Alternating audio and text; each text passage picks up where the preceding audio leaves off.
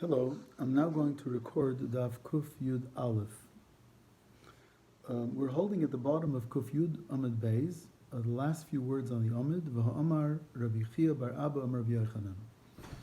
We had learned yesterday that if somebody has a machla called Yerokaina, so he takes two out of the three ingredients that were listed there. One was saffron, one was sap from Alexandria, and one was it was called gavya gila, tsrif, some type of a mineral, some stuff that's found in the bottom of wine barrels. Take two out of three, mix it with beer, and you give it to him to drink, and he'll be cured from his yerokaina, but it's going to make him sterile.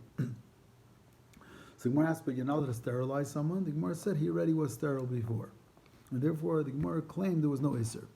The Gemara of Amar Rabbi Chia bar Abba Rabbi Yochanan, or Rabbi Chia bar Abba said b'shem Rabbi Yochanan, that HaKoil moedim b'mechametz achar mechametz. See, there's a machlokes tanoim if it's usher to put a mum into a korban that already has a mum. But everybody's moeded, if you have a mincha, and a mincha needs to be lisha, kneaded, aricha shaped, and afia baked, that if somebody did an act of being machametz, making the mincha into chametz during activity A, and somebody else makes it chametz, adds to the chimutz in activity B, and somebody else does it in activity C, they're all chayiv, shu chayiv. You're chayiv one after the other. Shenemar, because it says lo yisayafa chametz, but it says lo yisayasa chametz. Once you say lo yisayasa chametz, it should have included afiyah. Afiyah is something of asiyah. So why did the Torah say afiyah? To tell you that even though you already were mechametz it at one stage, you're chayiv if you're mechametz it at a subsequent stage. And furthermore, b'misaris achar misaris, if somebody sterilizes either a creature or a person or a behema, shehu chayiv, even though it already was sterile, but somebody adds another level of sterility, he's also chayiv. Shenemar, because the pasuk says u'ma'uch v'chosus v'nosuk v'chorus. Now, imal chorus chayiv, if you're chayiv when you cut the cords that hold the testicles in place, but they're still partially attached, al nosuk like hoshkin. Certainly, if you sever it completely, you should be chayiv. So why does the pasuk say chorus? Why does the pasuk say nosuk? El lahavi noisek achar kairishu chayiv. If somebody was kairis those cords and made the animal, let's say, sterile, and then somebody else was noisik them legamri, he's still going to be chayiv. That's why it says both nosuk and korus. So therefore, if it's also lasares achar sirus, how could we yesterday have said that you give this potion to drink for somebody to be misarisim if he's already a soris? Ella maybe bezokin. Maybe you give it to drink to an old man who doesn't matter if you sterilize him because he's no longer capable of reproducing. But Rabbi Yochanan says in Gittin, there are some refuahs there that hein hechziruni lenarusi. There are some of those medications that gave him back his youth. So if you can get back your youth, it should be usher to be misaris. Ella maybe be isha. And isha, maybe there's no isha sirus because a woman doesn't have a chiyuv of priya or reviyah. What about Rabbi Yochanan and Baroika Damar al Shneim hu Aimer? Rabbi Yochanan and Baroika says that both man and woman were commanded by Varach Oisam Elikim, by Yomer Lehem Elikim Pruravu, that a woman is mitzvah on Priya Reviyah, Michael Meimar. Then how can our Mishnah allow anyone to drink this kais that sterilizes? Where answers Bizkena Inami Bakara, an older woman or a woman who is already sterile. So even though the pasuk asers sterilizing a male, even sirus achar sirus, but that's only by a male.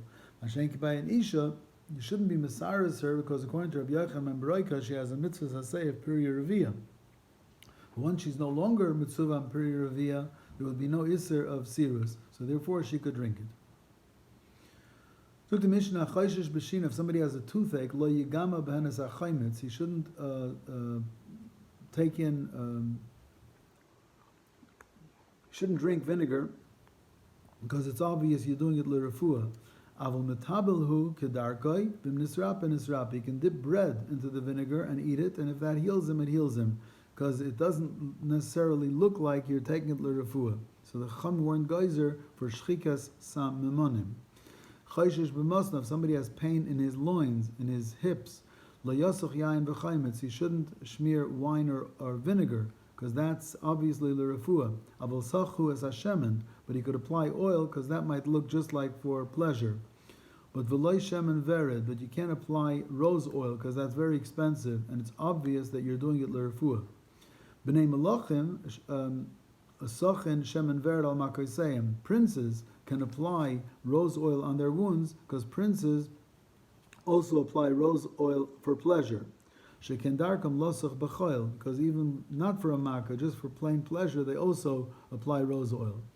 Rabbi Shimon Omer Kol Yisrael b'nei melachim. All b'nei Yisrael are considered like princes, and therefore, even if it's very expensive, Rabbi Shimon is matir to use rose oil for your makkah, because a Jewish person has the right, and on occasion would even use an expensive rose oil to act like a prince. Rami Lei Rav Acha Aricha du Rav Acha Bar Papa. Rav Acha Aricha, who's also Rav Acha Bar Papa, asked Akasha l'Rabbi Abahu. Tonight we learned in a Mishnah, Chayshish b'shinav lo yigama b'anas ha'chaimitz. If somebody has a toothache, he should not drink vinegar. L'meimer, does that mean to say the chaimitz ma'ali l'shanayim? Vinegar is good for the teeth?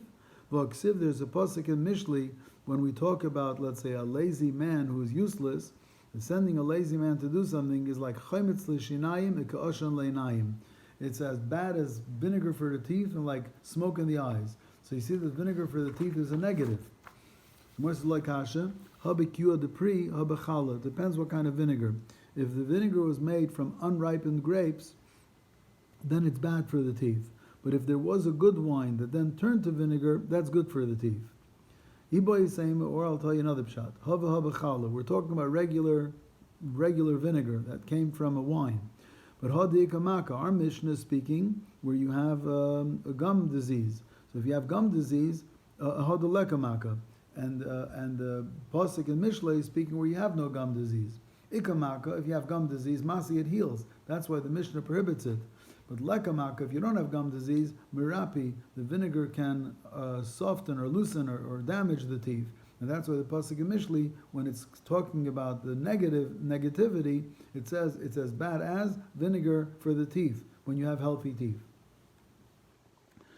We learned in the Mishnah, lo yigama ben asachaimitz. If you have a toothache, you're not allowed to drink vinegar.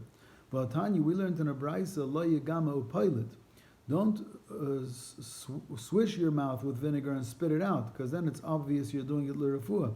Avol megameo baileya, but you're allowed to drink it and swallow it. So why does our Mishnah prohibit it? Abaye answers, Ki Tanan Nami Masnisan, our Mishnah that prohibited vinegar is Megameya Upailit Tanan. Our Mishnah prohibited to spit out the vinegar, because then it's obvious it's l'refuah. Rav Amar Rav says Afilu Taima, our Mishnah and the Brisa could both be speaking Megameya Bailei, where you swallow it. So then why does the Mishnah prohibit it and the Brisa is matir? Kan, the brisa that's matir is lifnei tibul. Before you start to eat, some people will take a little taste of vinegar to attract their appetite. And kan lachar tibul, after you've eaten, it's unnatural to drink vinegar. So if a person has a toothache, he's allowed to swallow vinegar before the meal, but he shouldn't be swallowing any vinegar after the meal. Frag the Gemara Akasha. Let us say, middle lifnei tibul shari, since before the meal you're allowed to zip a little bit of vinegar, because there you can disguise it as something you're doing for your appetite, not as medicinal. Af la'achar tibul nami shari, you should be allowed to drink a little vinegar even after the meal, even though there you can't disguise it, because the shamina le'le Rava this le'hoyel, because Rava himself holds of this idea of hoyel. If you're allowed to do something when it can be disguised, you're allowed to do it afilu when it can't be disguised. Dama Rava, because Rava once said, Leka midi de b'Shabbos shari ub'Yom Kippurim aser. There's nothing that on Shabbos is mutter and Yom Kippur should be aser. And hoil de b'Shabbos shari b'Yom Kippurim nami shari. And if on Shabbos you're allowed to do it, Yom Kippur you're allowed to do it as well. What are we referring to? On Yom Kippur you're not allowed to bathe for pleasure. What about somebody who is going to a mikveh, not for pleasure, but it's a tvila shal mitzvah? Is as on Shabbos, On Shabbos, when you taivel a tvila shal mitzvah, it should be called misaken. You're fixing yourself from tumah to tahara.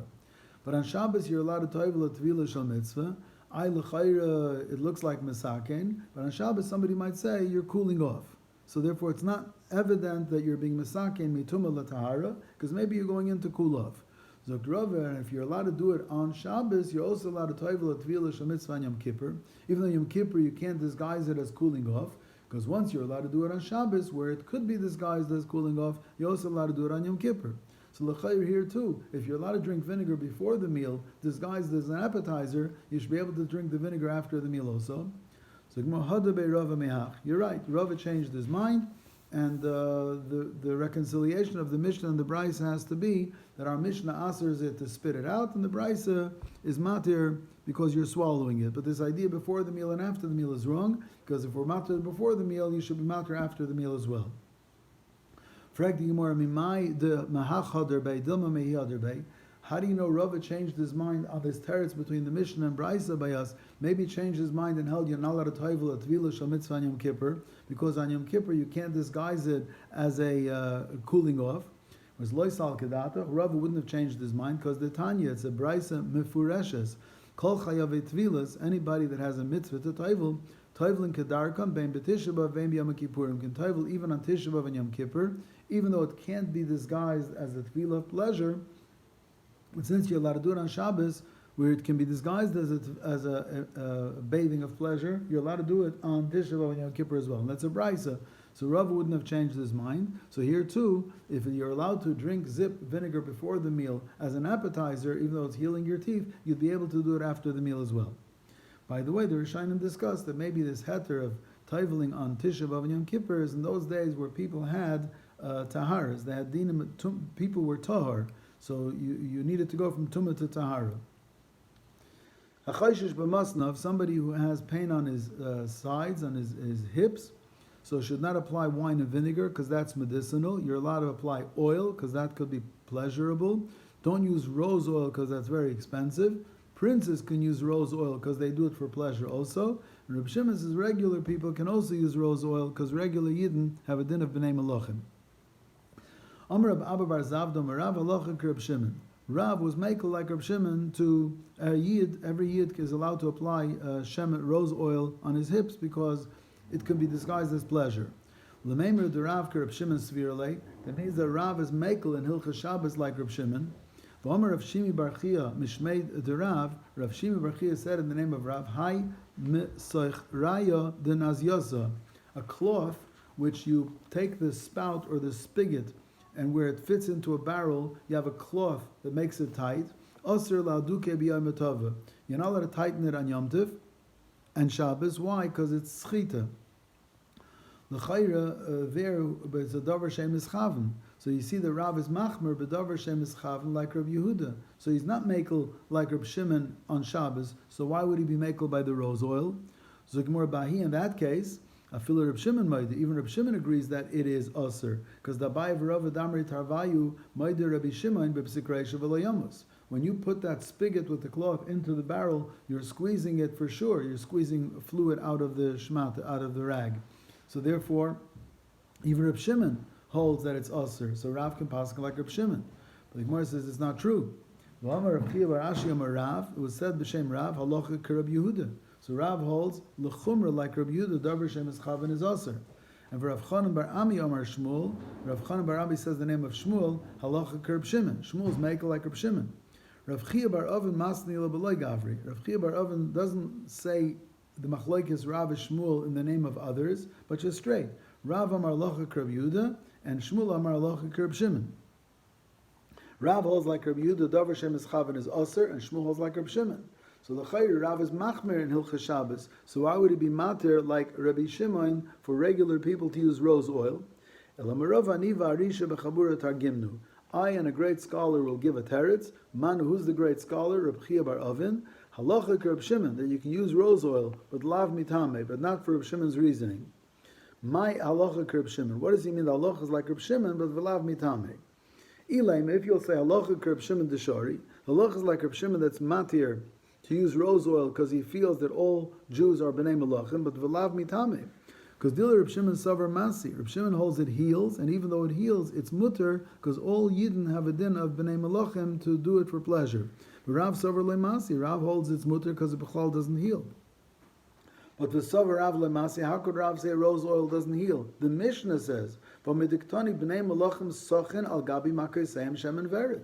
The Mishnah says that princes are allowed to put rose oil on their makkah. So Michal, you see the masi that it heals. So if it heals, why was Rav mater like Reb Shimon? L'chei Rav is usually machmir. El halacha Reb Shimon deshori. Loilam the Rav holds halacha like Reb Shimon, it's muter, but v'lav mitame, but not quite like Reb Shimon. The Reb Shimon suffer afagav l'shchiach shari. Reb Shimon holds even if it's very expensive, it's muter, because every yid has the option of spending a very expensive price for his own pleasure. And therefore, since a regular yid can use rose oil for pleasure, even if it costs a fortune, so he's allowed to apply it on Shabbos because nobody knows it's l'refuah. Rav Sover, Rav holds you can use rose oil only ishchiach in, only if you can get it in the dollar store. But if it's expensive, you're not allowed to use it. In Basra the Rav, shchiach mishcha devarda. Where Rav lived, rose oil was very common. So Rav held rose oil was common, but not because Reb Shimon says every yid has a din of b'nei malachim. He wouldn't be so mekel. In the case rose oil is cheap, therefore everybody uses it. If everybody uses it, you can disguise it as pleasure, then it doesn't look like a refuah. So I'm going to record this part 1.